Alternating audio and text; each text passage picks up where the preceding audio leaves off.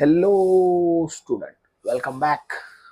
आज अपन डिस्कस करने वाले हैं मोशन इन प्लेन और जिसको हम काइनेमेटिक्स भी बोलते हैं। तो क्या डिस्कस करने वाले हैं आज के चैप्टर में, आज के वीडियो में? तो बेसिकली अपन पहले डिस्कस करेंगे डिस्प्लेसमेंट क्या है, डिस्टेंस क्या है, बेसिक पैरामीटर, वेलोसिटी क्या है, स्पीड, एक्सेलरेशन।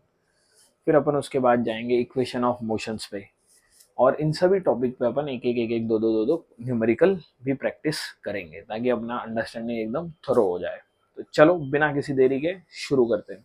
तो सबसे पहला सवाल, मोशन इन प्लेन, ये जो चैप्टर का नाम है, या काइनेमेटिक्स हम जिसको बोलते हैं, इसमें मोशन का मतलब क्या है? मोशन मतलब motion in plane, state board में इसको मोशन इन प्लेन बोलते हैं, और सीबीएसई देखोगे तो काइनेमेटिक्स है।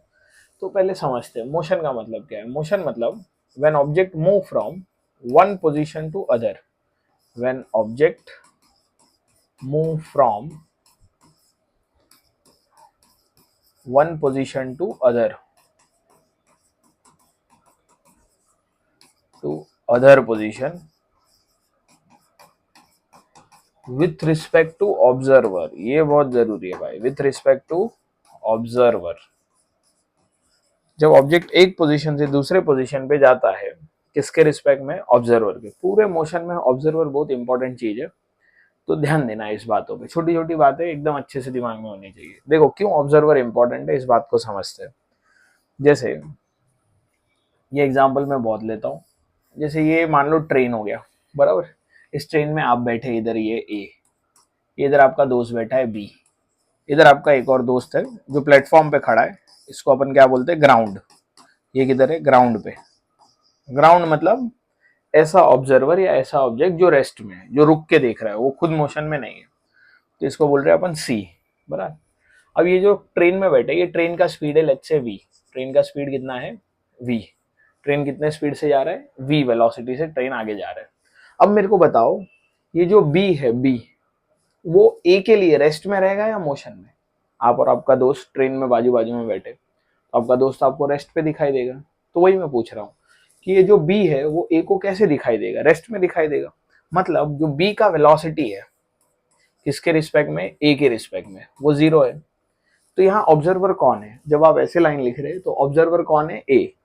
कौन ऑब्जर्वर है? ए। किसको देख रहा है? ऑब्जेक्ट कौन है? तो बी। तो बी की स्पीड ए के हिसाब से जीरो है। अगर अपन ऑब्जर्वर बदली कर दें, मान लो सी को ऑब्जर्वर ले लिया, तो बी अपनी वेलोसिटी से जा रहा है, सी को बी का स्पीड क्या दिखेगा? वो ट्रेन में बैठा है, जो स्पीड से ट्रेन जा रहा है वही स्पीड इसको सी को दिखेगा। तो सी क्या बोलेगा कि जो बी का स्पीड है वो है V, velocity of B with respect to C. मतलब सी बोल रहा है कि बी का स्पीड वी है। दोनों अपने अपनी जगह एकदम सही है, बराबर ना। ये खेल है ऑब्जर्वर का, ध्यान से देखना। ये इसके बाद और आगे कहानी बढ़ेगी। मतलब बी को, ए को क्या लग रहा है? बी रुका हुआ है। सी को क्या लग रहा है? बी मोशन में, और दोनों अपने अपने जगह सेम है। तो कहने का बात क्या है, ऑब्जर्वर अगर चेंज होता है तो वेलोसिटी चेंज हो जाती है। ऑब्जेक्ट से कोई लेना देना नहीं है भाई। ऑब्जेक्ट अपने स्पीड पे चल रहा है, लेकिन उसको देखने वाला कौन है वो ज्यादा इंपॉर्टेंट है। तो ऑब्जर्वर के हिसाब से क्या डिसाइड होता है? किसी भी चीज की वेलोसिटी। वेलोसिटी मोशन का एक पैरामीटर है। मोशन के मेनली तीन पैरामीटर है: डिस्प्लेसमेंट, वेलोसिटी, एक्सेलरेशन और टाइम। चार पैरामीटर, टाइम भी एक इंपॉर्टेंट पैरामीटर। अब आगे बात करते हैं। अब मेरे को बताओ, बी के हिसाब से ए रुका हुआ है, तो बी का डिस्प्लेसमेंट ए के हिसाब से क्या हो गया? जीरो। आप क्या लिखेंगे? Displacement of B with respect to A is zero. Similarly B का डिस्प्लेसमेंट सी के हिसाब से नॉन जीरो होगा। मान लो ये ट्रेन कुछ टाइम बाद ये ट्रेन आगे चले गया, कितना डिस्टेंस चला? तो एस। तो बी, सी क्या बोलेगा? बी कितना डिस्टेंस आगे गया? एस डिस्टेंस आगे गया। डिस्प्लेसमेंट एस, कितने टाइम में आगे गया? ठीक है, टाइम दोनों के लिए सेम है। टाइम दोनों के लिए सेम है। मान लो ये जब मोशन स्टार्ट हुआ, सबके पास स्टॉप वॉच है, सबके स्टॉप वॉच में जीरो जीरो है। 10 सेकेंड बाद सबके घड़ी में 10 10 दिखेगा। तो टाइम ऑब्जर्वर पे डिपेंड नहीं करता। Time does not depend on observer. Time does not depend on observer. Time अपने हिसाब से चल रहा है।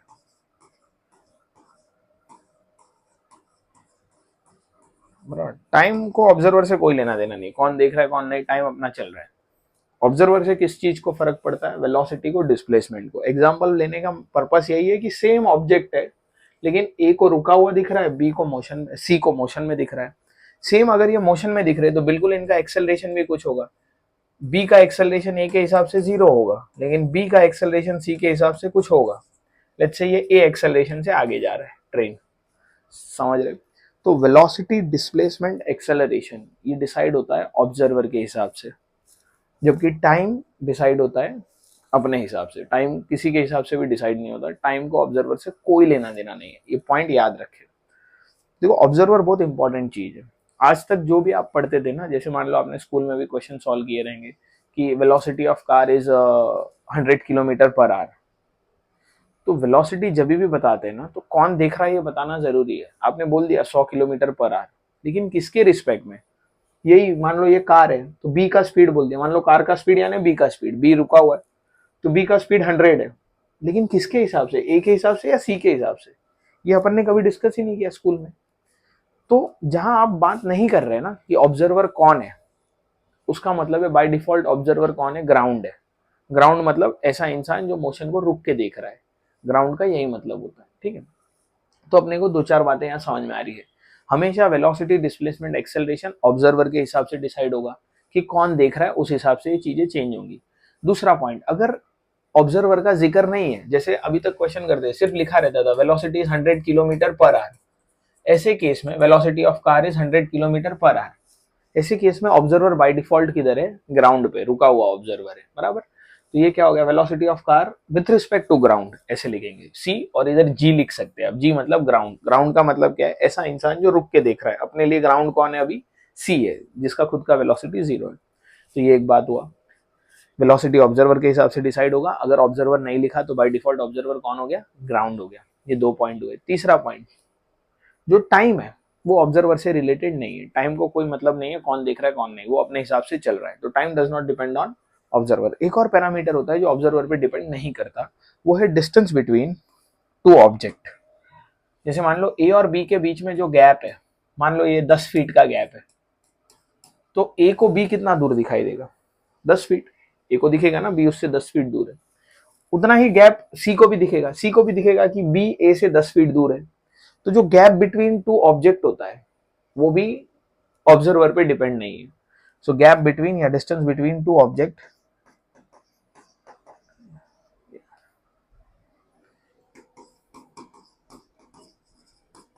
between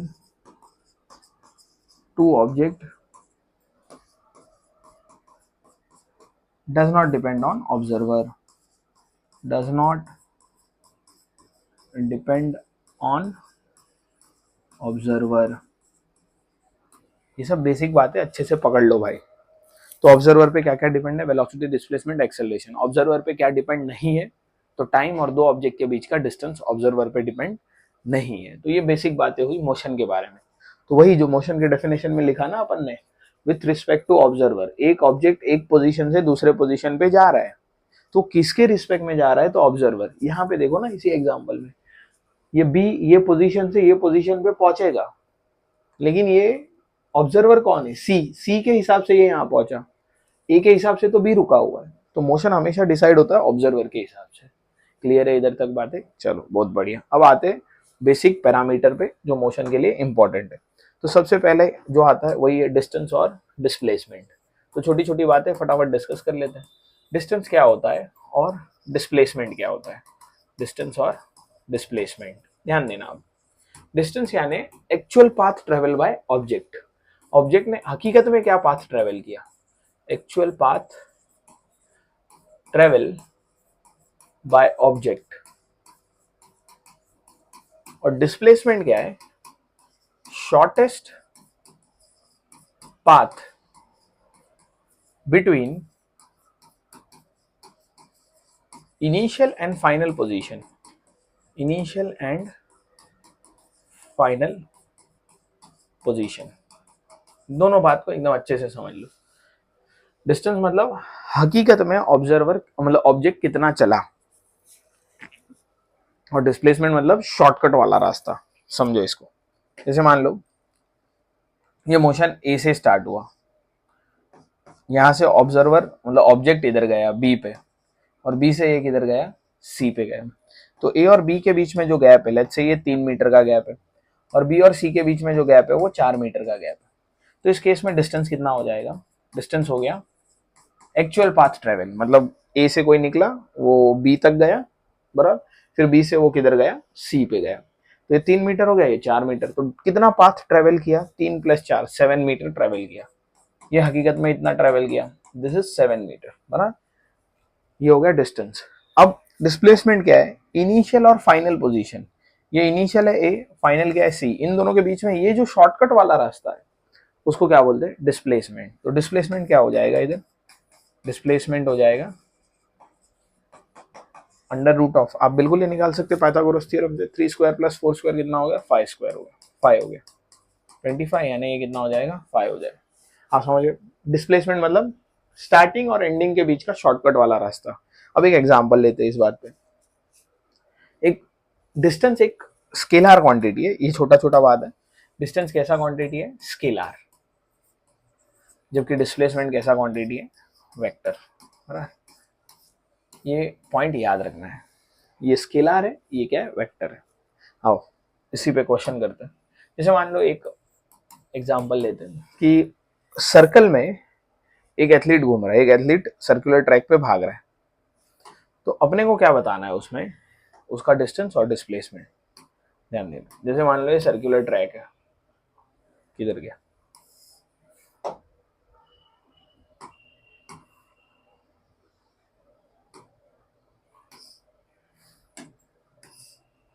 हाँ हाथ से बनाते, ध्यान दो। जैसे मान लो ये सेंटर है और इस सर्कुलर ट्रैक का रेडियस है लेट्स से आर, आर इसका रेडियस है। आप ध्यान देना, ये जो एथलीट है वो पॉइंट ए से स्टार्ट हुआ। कहां से स्टार्ट हुआ? यहां से। ये पॉइंट ए से स्टार्ट हुआ और ये घूमते घूमते कहाँ आ गया? इस पॉइंट बी पे, बराबर। क्वार्टर सर्कल उसने भागा, ए से बी पे वो आया। तो कितना डिस्टेंस ट्रेवल किया? डिस्टेंस क्या हो जाएगा? ए से बी जब वो मूव हो रहा है तो डिस्टेंस क्या हो जाएगा? अगर वो पूरा सर्कल भागता, अगर वो पूरा सर्कुलर ट्रैक भागता तो डिस्टेंस क्या हो जाता? 2πr which is equal to circumference. लेकिन ये पूरा नहीं भाग रहा है, क्वार्टर ऑफ अ सर्कल भाग रहा है। तो पूरा सर्कल भागता है तो 2πr, क्वार्टर यानी 1/4, यानी ये क्या हो गया? डिस्टेंस।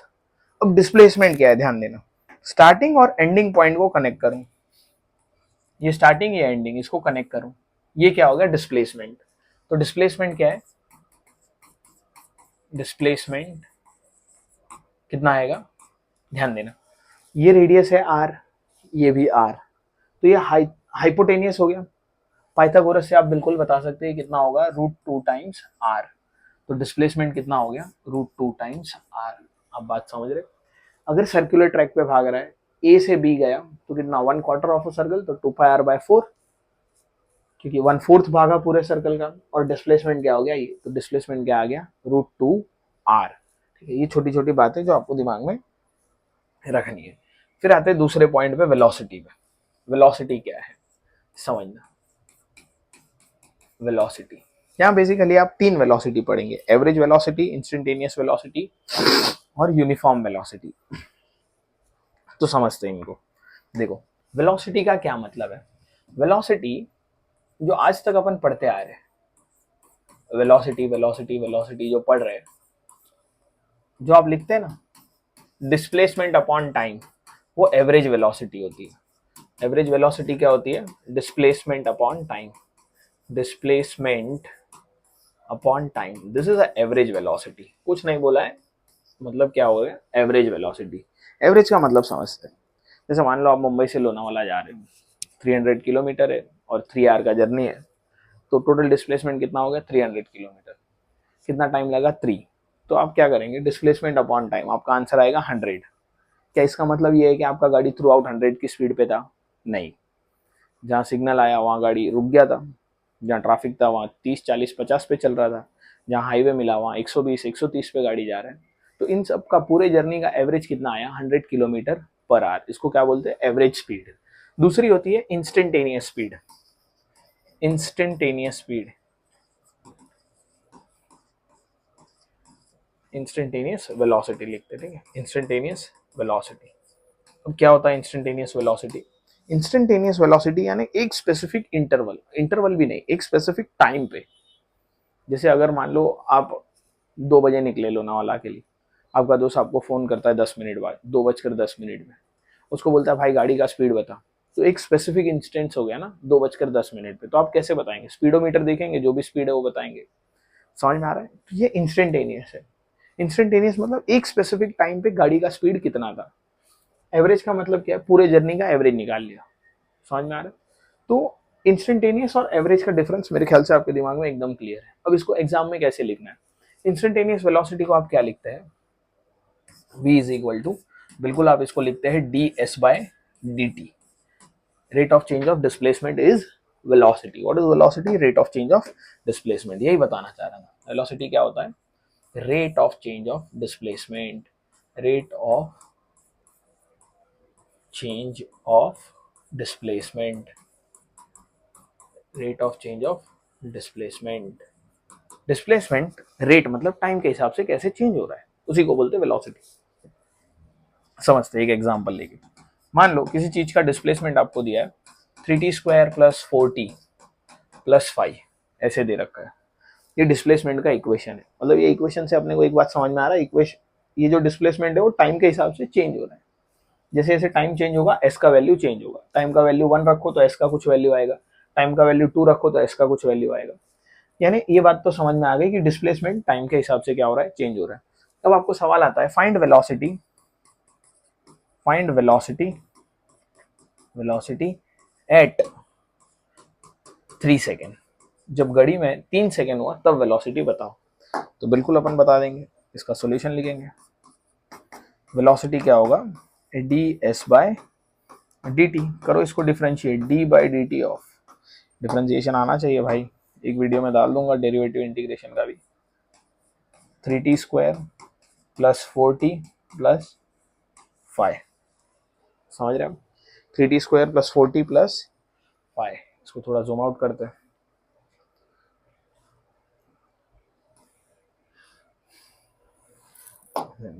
इसको डिफरेंशिएट करना है अभी अपने को, तो कैसे लिखेंगे differentiation? v is equal to 3 को कॉमन ले लेते बाहर, जो भी कांस्टेंट होता है उसको बाहर लिखते हैं। t² का डिफरेंशिएशन 4, वापस t का डिफरेंशिएशन, फिर t5 का डिफरेंशिएशन। मतलब अब ध्यान देना, t² का डिफरेंशिएशन क्या होता है? 2t। dt बाई dt 1 होता है और कांस्टेंट का डिफरेंशिएशन 0 होता है। जिसको नहीं आता है भाई दिमाग में रख लो, कांस्टेंट का डिफरेंशिएशन 0 होता है। कांस्टेंट कोई भी नंबर है तो उसका डिफरेंशिएशन 0 होता है। सेम नंबर लिखा है t और t, तो ये 1 होता है। t² लिखा है तो इसके लिए फॉर्मूला क्या है? d by D X of x raise to n।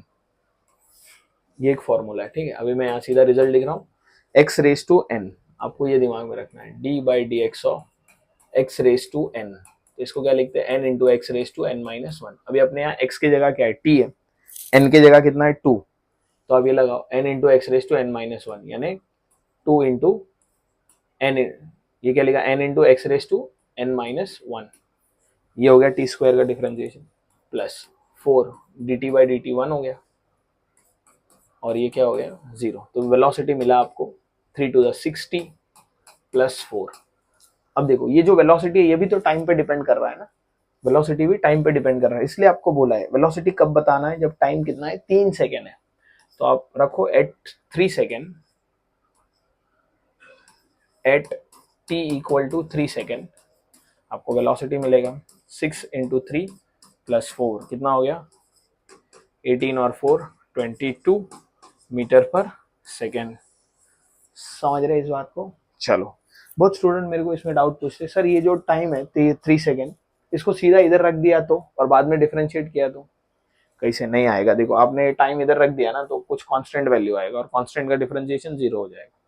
समझ रहे? तो अगर आपको क्वेश्चन में पूछा रहता what is displacement eight 3 second, तो आप ये 3 सेकेंड डिस्प्लेसमेंट के इक्वेशन में रखते। आपको पूछा है वेलोसिटी एट 3 सेकेंड, तो पहले आप डिस्प्लेसमेंट को डिफरेंशिएट करो, वेलोसिटी के एक्सप्रेशन तक आओ, उसके बाद आप इसमें टाइम रखो, तब आपको क्या मिलेगा? Velocity at 3 second.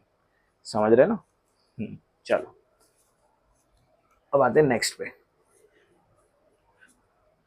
ये हो गया वेलोसिटी। एक होता है यूनिफॉर्म वेलोसिटी। यूनिफॉर्म वेलोसिटी का मतलब क्या है? ऐसा वेलोसिटी जो कांस्टेंट है।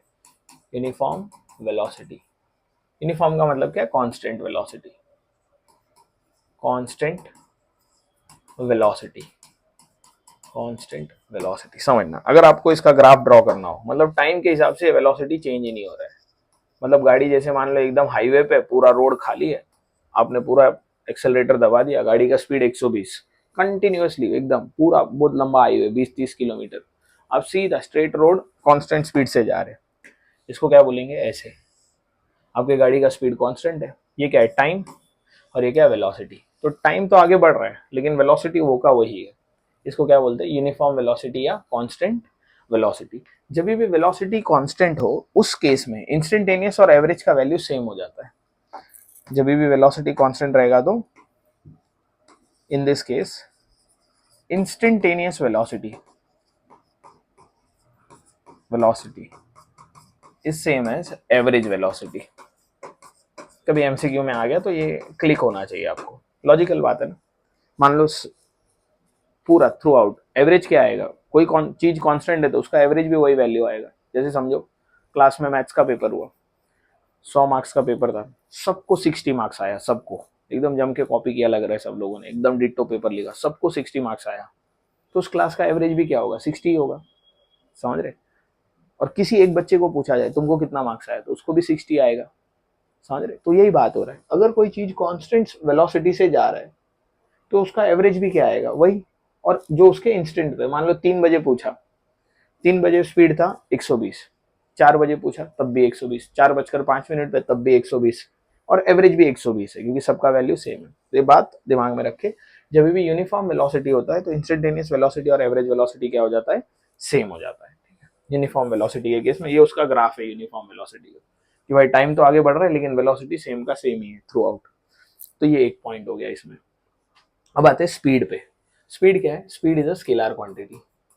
स्पीड क्या है? स्केलर क्वांटिटी है। ये कैसा क्वांटिटी है? Scalar quantity. Velocity obviously vector quantity है। वेलोसिटी क्या है? ये वेक्टर क्वांटिटी है। स्पीड स्केलर क्वांटिटी है, वेलोसिटी वेक्टर क्वांटिटी है। ठीक है, ये आपको लिखते रहना, मैं बीच में साइड में हट जाता हूँ ताकि आप पॉज करके लिख सको, पूरा स्क्रीन आपको दिखे। ठीक है, ये अपन ने डिस्कस किया। चलो इधर आते हैं स्पीड पे। स्पीड क्या है? स्केलर क्वांटिटी है। स्केलर क्वांटिटी का मतलब क्या है? जो क्वांटिटी डायरेक्शन पे डिपेंड नहीं करता। तो स्पीड का इक्वेशन क्या है? स्पीड क्या होता है? एवरेज स्पीड होता है। इधर भी वही कहानी है, एवरेज स्पीड। एवरेज स्पीड क्या होता है? Total distance, total distance upon total time. पूरा जर्नी में कितना डिस्टेंस कवर किया, कितने टाइम में। एग्जांपल से समझते हैं इसको। Total distance upon total time को अपन क्या बोलते हैं? एवरेज स्पीड बोलते हैं। Total distance upon total time is what? Average speed. जैसे मान लो एक एग्जांपल में, मान लो गाड़ी पॉइंट ए से स्टार्ट हुआ, पॉइंट सी तक गया, बीच में ये पॉइंट पी, पॉइंट क्यू। ध्यान देना, ए से पी तक का जो डिस्टेंस है, ए से पी तक का जो डिस्टेंस है ये है लेट्स से 3 मीटर, ये डिस्टेंस है 2 मीटर, और ये डिस्टेंस है लेट्स से 4 मीटर। बराबर। ए से पी में जो गाड़ी का स्पीड था, ध्यान देना, ए से पी में जो गाड़ी का स्पीड था, मैं स्पीड बता रहा हूँ, ठीक है, लिखते अपन उसको भी ऐसे ही। ए से पी में जो स्पीड है वो है 30 मीटर पर सेकेंड। पी से क्यू में जो स्पीड है वो है 20 मीटर पर सेकेंड, और क्यू से सी में जो स्पीड है वो है लेट्स से 10 मीटर पर सेकेंड। बराबर। आप सवाल समझ गए? 3 मीटर, 2 मीटर और 4 मीटर। ए से पी में कितना स्पीड है? 30। पी से क्यू में कितना स्पीड है? 20। और क्यू से सी में स्पीड है 10 मीटर पर सेकेंड। बना? अब ध्यान देना, आपको फाइंड करना व्हाट इज एवरेज स्पीड। अब फॉर्म में आके ये तीनों को ऐड करके 3 से डिवाइड मत कर देना भाई। 30 + 20 + 10 डिवाइडेड बाई 3, ऐसा एवरेज नहीं निकालना है। एवरेज स्पीड का फॉर्मूला क्या है? Total distance upon total time. तो आपको ये डिस्टेंस पता है ना, 3 मीटर, 2 मीटर, 4 मीटर। फॉर्मूला ये, तो टोटल डिस्टेंस तो आपको मिल गया, 3 2 5 और 4 9 हो गया। बराबर। 3 + 2 + 4, this is what total distance. From this formula we will get the average speed, but we need total time. तो टोटल टाइम कैसे मिलेगा? आप हर इंटरवल का टाइम निकाल सकते हैं। ये जो ए से पी में 3 मीटर कवर हुआ कितने स्पीड से, 30 से। तो अब ये जोन का टाइम निकालो, इसमें उसको कितना टाइम लगा, ए से पी जाने के लिए जो टाइम लगा वो कैलकुलेट करो। तो टाइम ए से पी, टाइम क्या होगा, डिस्टेंस अपॉन वेलोसिटी। टाइम क्या होगा, डिस्टेंस अपॉन वेलोसिटी। सो ए से पी में डिस्टेंस कितना है, A P upon velocity in A P. तो ये हो गया 3 और ये हो गया 30। तो कितना टाइम हो गया, मेरे ख्याल से 0.1 सेकेंड, 1/10 आएगा ए पी। वैसे ही आप क्या निकालेंगे टाइम, पी से क्यू का टाइम निकालेंगे। पी से क्यू में क्या टाइम है, डिस्टेंस कितना है 2, स्पीड कितना है 20, 2 और 20, ये हो जाएगा 0.1 सेकेंड। 2 डिवाइड बाई 20 हो गया 1/10, तो 0.1 सेकेंड हो गया। अब हमें लिखना है क्यू से सी के लिए, थोड़ा जगह बना लेते हैं। थोड़ा स्क्रीन को मैं जूम आउट करता हूँ, हाँ मेरे ख्याल से इतने में हो जाएगा।